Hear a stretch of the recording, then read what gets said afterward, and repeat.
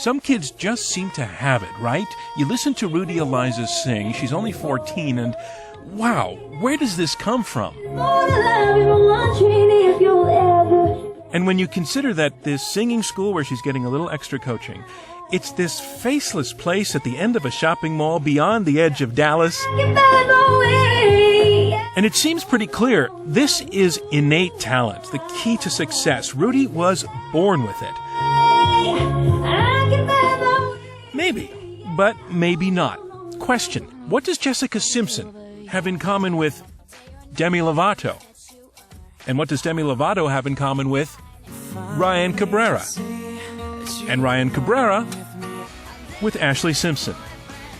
The answer is this faceless place at the edge of a shopping mall. They all went here. Keep your tongue down. Ha, ha. They all got coaching from this same teacher, a former opera singer named Linda Septian. And consider, maybe inborn talent is not the key ingredient. Could it be a good teacher and good old-fashioned hard work? That talent is practice. The talent is practice, and practice is talent. Dan Coyle is a writer who set out to break what he calls the talent code, and in a book by that name, he tries to unravel the mystery of what makes a star, really. His conclusion, supreme talent is not born, it is made. Because I think right now, talent is sort of the last magical thing. It's magic, right? That's the story we're told in the media, it's the story we're told in the culture. Tiger Woods is magic. Michael Jordan is magic. Mozart was magic. But as we look closer and as we use modern tools to look at what's going on there, we're seeing a different kind of magic. Coyle studied Linda Septian and her school and identifies it as one of several talent hotbeds that he's found, places that seem to produce the most talented singers, football quarterbacks, classical musicians. What was going on here? Well, let's start off with ingredient number 1, practice. Hours of practice. Which makes perfect evolutionary sense, really. I mean, we are built to learn. We're a learning machine. When we stress the wires of our brain, the skill circuits of our brain in a certain way, those skill circuits get stronger. And in order to make a permanent memory, you need to repeat something. All of which plays out beautifully in rat brains, which is what Dr. Doug Field studies full-time. His work is really the scientific underpinning of Dan Coyle's talent code theory because of this white stuff he studies that the rats and we have in our brains, myelin. It's kind of an insulating material that wraps around the nerve pathways. Is an area of the brain containing white matter. Field discovered that this insulation actually grows each time an action is repeated. White matter continues to develop and myelin continues to form. So it wraps that wire, gives it more insulation, and the signal moves much more fast and much more accurately. Faster and more smoothly. So if you repeat the same action a lot of times, if you're, say, Tiger Woods, practicing the same golf stroke over and over, the myelin gets really thick and the brain cells start firing much more in sync, and that makes all the difference. Imagine walking 2 miles per hour and having someone run by at 200 miles an hour. That's the difference we're talking about that myelin can make. How important is over and over and over and over? And For is it talent in the end, or is it the work? That's a very good question.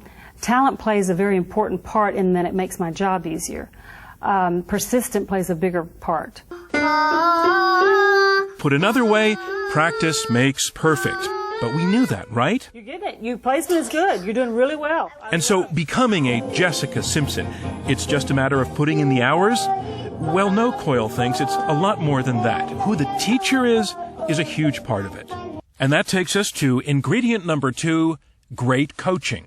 As a coach, Linda Septian knows that making something look effortless actually takes breaking it down into a series of little parts. You have to do each part right and in the right order every time. I can make anyone sing very well. She's been doing this with Jaden Roberts, 8 years old, for the past 2 years. Linda won't let her get past a verse until she has it down. That's what throwing this ball back and forth is teaching her right now. It has to be a habit, and it has to be repeated over and over and over. Then they've got to move to it. Then they've got to have a rhythm to it. Then they've got to put words to it. It's a lot of work. It's a lot of work. It's a lot of work that applies not only to music, but to everything else, like sports. Finish too flat, too fast. This is Tom Martinez. That's the problem with most quarterbacks. He is his own star-making machine. He's turned out quarterbacks like Peyton Manning and Tom Brady, among others. Anybody could say, well, I coached Peyton Manning or I coached Tom Brady, and they're going to make it in spite of whoever coached them. But I think the thing is that when you go to a camp like this, you take the worst kid and you say, give him to me for 15 minutes. And then watch him mechanically. That's what you'll see him do. You'll see him repeat himself a million times. Tom Brady, in his wallet, carries a small piece of paper with about 6 or 7 Martinez-isms on them to remind him exactly what those things are. It's simple, it's repetitive, but it's difficult to do. And as Coyle observed, the style of a great coach is mild, laid back, intensely watchful. There's nobody giving inspirational speeches. What there are people giving small, really intense corrections. They're getting people into that zone where they can deeply practice, and they're making small corrections. And that's the path to skill. That's the royal road. Getting into the zone where you are so focused on those small corrections and small steps, the rest of the world just melts away. It's not just practice. It's ingredient number 3, total concentration. We're in rural New York State, the Meadowmount School. Nothing fancy to look at, but look at who studied here. Yo-Yo Ma, Joshua Bell, Yitzhak Perlman, some of the greatest classical performers in the world today.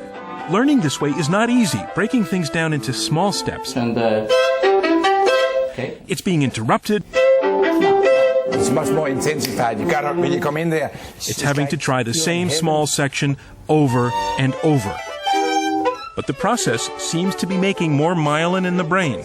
If you don't feel that kind of frustration, edge, failing and fixing sort of sensation, you're not stressing your skill circuits. What do you see when you see that look? That Clint Eastwood look in a kid's eyes? They're leaning into the air. They are experiencing a mistake and fixing that mistake. And that finding and fixing is at the core of the process. And that golden second happens right after the air. And that's when you'll see them dial in. and even more on the bass. If you really practice something for a long time, you'll find yourself just playing all the notes, just making the sound that you've practiced without having to think about it at all. But that's what Coyle argues. The brain is really growing the talent. In fact, we all have that kind of wiring. The things you can build with that wire, the skills you can construct with that wire are amazing. And that's what human resilience is all about. That's what human talent is. So consider, perhaps your kid could have a shot at the big time with a good coach and the right kind of practice and hours of practice. It's asking a lot, but perhaps it works. I'm John Donvan for Nightline in Washington.